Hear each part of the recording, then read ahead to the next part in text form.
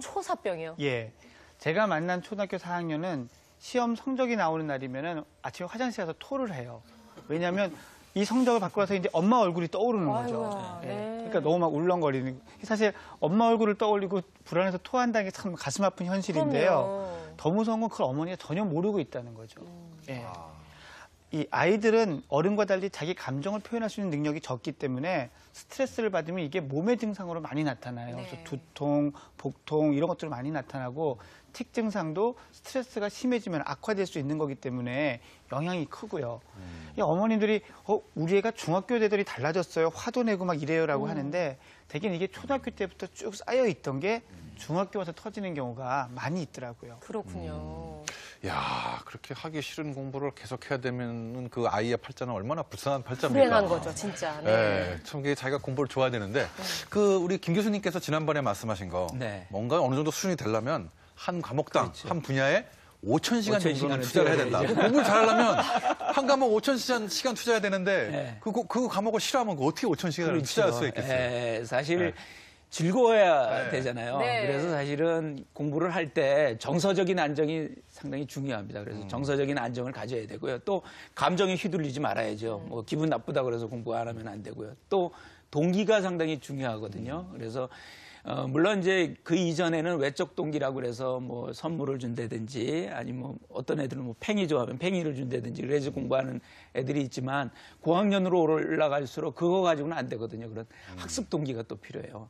또 아이들이 항상 또 장애물이나 이런 데 넘어질 수가 있잖아요. 그래서 역경지수라고 그래서 네. 역경을 또 극복하는 그런 능력도 필요한 거죠. 그래서 사실은 그 아이들이 이제 공부를 하려면 정서적인 안정이 돼야 되고요. 또 정서적인 안정과 함께 생리적인 것도 상당히 중요해요. 아이들이 만약에 배가 고픈다든지 아니면 춥다든지 그러면 공부가 잘 안 될 거 아닙니까? 그래서 그런 것들을 충족을 시켜줘야 되는데 그것이 이제 그런 이론의 그 에브라함 매슬로우의 그 단계가 있습니다. 욕구의 네. 단계라는 거 있는데요. 이제 설명을 드려보면 그 아이들은 일단은 생리적인 욕구가 해소가 돼야 된다는 겁니다. 그리고 안전의 욕구가 필요하다는 거죠. 안전의 욕구가 필요하다는 건 뭐냐면 그 아이들이 뭐 학원이나 이런 데 다닐 때요. 낯선 환경에서 적응을 하려면 3개월 정도가 필요합니다. 낯이 익으려면. 근데 부모님들은 어때요? 귀가 얇으니까 이 학원 저 학원 3개월이 되기 전에 막 옮기잖아요. 그렇죠. 예. 근데 사실은 낯선 환경에서 낯익은 환경으로 가기 전 단계에서는 공부 능률도 안 오르고 집중력이나 기억력이 떨어진다는 거죠. 일단은 그 환경에 낯이 익어야 된다는 거죠. 이제 그런 의미에서는 이 안전의 욕구가 상당히 중요하죠. 근데 이 생리적인 욕구하고 안전의 욕구의 특징적인 것은 충족이 되면 더 이상 필요가 없는 거예요. 많이 필요한 건 아니고. 그렇죠. 네네. 어느 정도 수준만 되면 예, 된다. 그렇지만 이제 애정의 욕구라든지 아니면 존경의 욕구라든지 혹은 자아실현의 욕구 같은 경우에는 충족이 돼도 계속적으로 추구하게 된다라고 하는 거죠. 예, 그러니까 이거는 뭐 나이가 들어서도 자아실현 같은 건 계속 추구를 싶죠. 하죠. 네. 예, 그래서 그런 내적 동기를 일찍 만들어줘야 된다라고 하는 거죠. 그러기 위해서는 기본적으로 정서가 안정되고 긍정적이어야 되고요. 그다음에 생리적인 욕구도 충족이 돼야 된다는 거죠. 네. 근데 지금 말씀하신 것처럼 정말 공부를 잘하려면 마음도 편안하고 뭔가 정서적으로 안정이 되는 것이 기본적으로 필요하다는 말씀이신데요.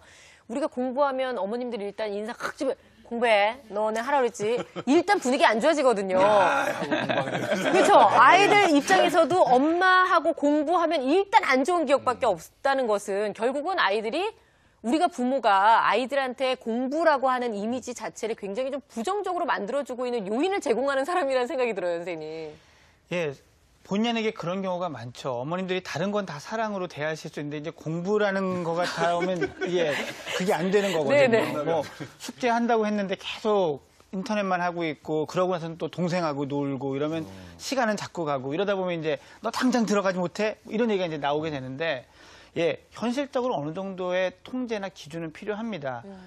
그 대신 그렇게 했을 때 우리 아이한테 어떤 일들이 생기는지에 대해서는 알고 있어야 되는 거거든요. 제가 준비한 사진이 있는데요. 그 사진을 네. 좀 같이 보시면요. 예. 그 화면 보시면 오른쪽에 있는 뇌가 그 우울한 사람의 뇌예요. 네. 저게 뇌에서 포도당을 얼마나 많이 사용했는지를 촬영하는 페트 영상으로 찍은 건데요.